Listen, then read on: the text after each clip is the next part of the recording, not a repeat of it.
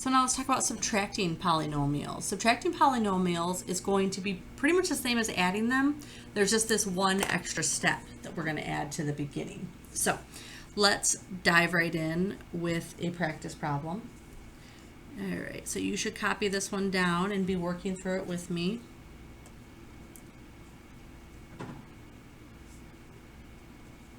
There's our first polynomial, and we're going to subtract from that this one. Oops. I should be working in pencil so I can erase. Hopefully you're working in pencil so you can erase.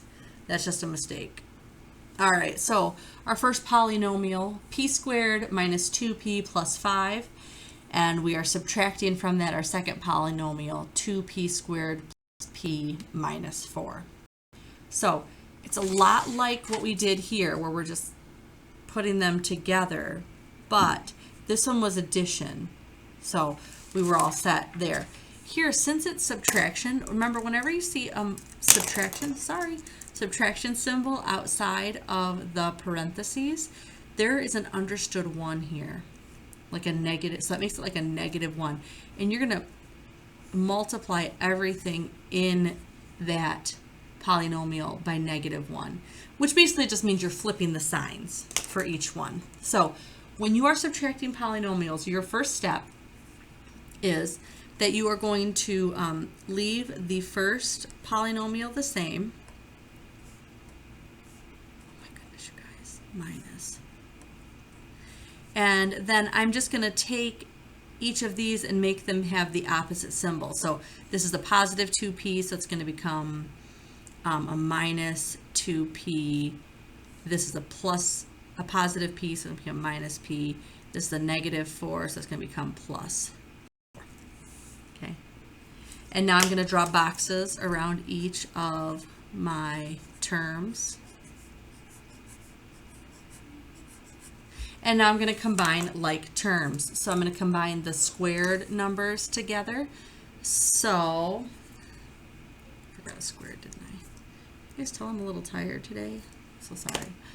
All right, so p squared and -2p squared. So you can think of it as like -2 and you're adding 1 to it, however you want to think about it, or you can think you're at 1 on the number line and you're subtracting 2. That would get you to -1p squared, which I'm just going to write as -p squared. And next we're going to combine our terms with p. So we have a -2p and another -p, so -2 and -1 together make -3p. And then finally our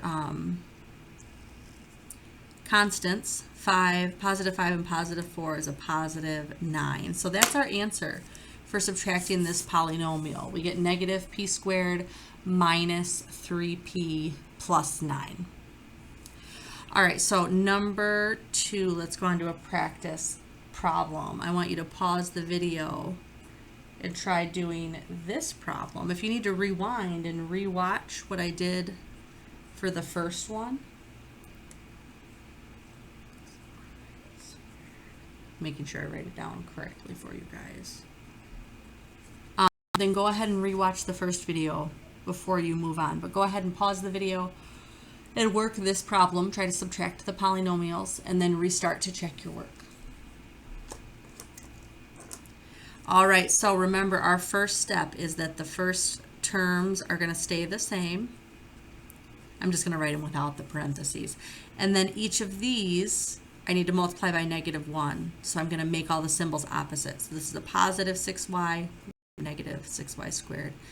This is a -3y, so it's going to become positive 3y. And this is the positive 3, so it's going to become -3. Now that I have all those terms, I'm going to draw my boxes. And then I'm going to start combining like terms. So I'm going to combine 4y squared and -6y squared. That's going to be -2y squared, because 4 minus 6 is -2. And then 3, this is interesting. So negative 3y combined with a positive 3y, you should have gotten, you might have written it as plus 0y. We'll come back to that one in a second. And then we have a positive 1 and a negative 3. So 1 minus 3 would be minus negative 2. And so to write out our answer, we would actually not include this because 0 times y would be 0. There's no need to write that. And so your answer for this problem would be negative 2y squared minus 2. So that is how you subtract polynomials.